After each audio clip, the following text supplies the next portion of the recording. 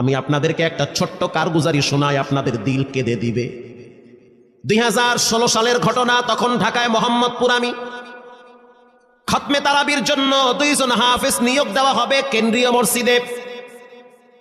অনেক হাফেজে কোরআনরা সিরিয়াল ধরেছে তারাবি পড়াবে।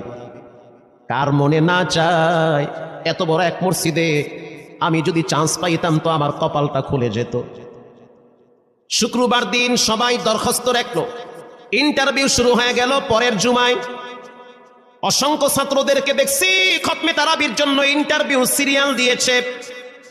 ইন্টারভিউ বোর্ডের ভিতরে আমি ছিলাম। কয়েকজন হাফেজকে আমরা সিলেকশন করছি যে এদেরকে নেওয়া হবে। এদের তেলাওয়াত সুন্দর, পড়াও বড় মজার। আমরা কাগজগুলো এক জায়গায় জমা করছি।